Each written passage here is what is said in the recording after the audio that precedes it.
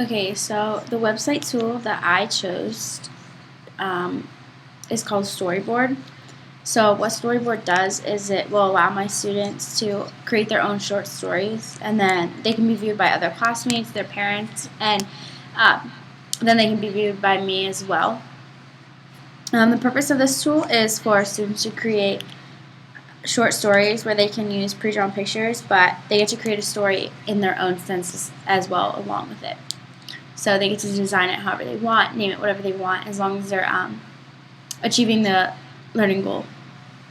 So I'm going to walk through a couple of the features that this offers. So you get to create all sorts of different things with different backgrounds. So I'm going to do this one.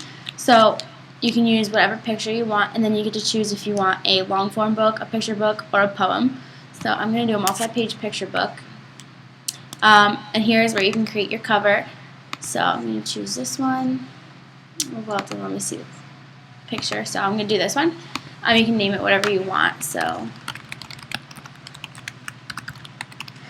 you can do that, and then you can put this, and it'll let you go to the next page. So when you get to the next page, as you can see, this book chose all black and white pictures, but you can drag the picture over. So if you want it on the left page, you can put it there. If you want it on the right, it should let you move it back over to the right side, and then students can enter the text that they're supposed to into the text box. They can also then, once they're finished entering their text, so after they're done entering their text, they can save and exit, and they'll have the option to, if they're not quite finished, they can go back and work on it later, but it will only be visible to them. So then when you publish it, you can publish it privately or publicly, and I'm going to save it to Kindergarten Language Arts.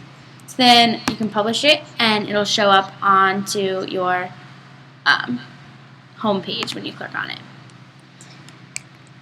So I chose the SLO as students will distinguish which words are their sight words. So how does creating a story help with these sight words? If I go to one that I created this one. So here's my cover page. This online tool can work as a summative assessment for my students after they create their stories, so I can assess whether they use their sight words in the correct terms. So, for example, the cats are on the chair. I can see which sight words they use, how many they use, and assess whether they use them correctly. And I can do this throughout the rest of the story as well. But it's allowing my students to have the options to switch to whatever they want and decorate it however they want.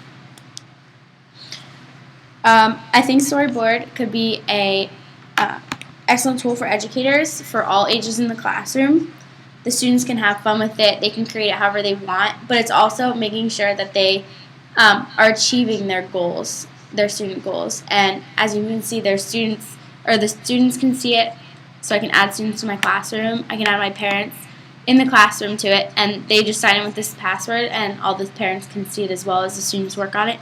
So that's also another great feature of why it would be good for educators. And obviously it's a lot of fun too, as you can tell, because I had fun with it. So I think my students would as well.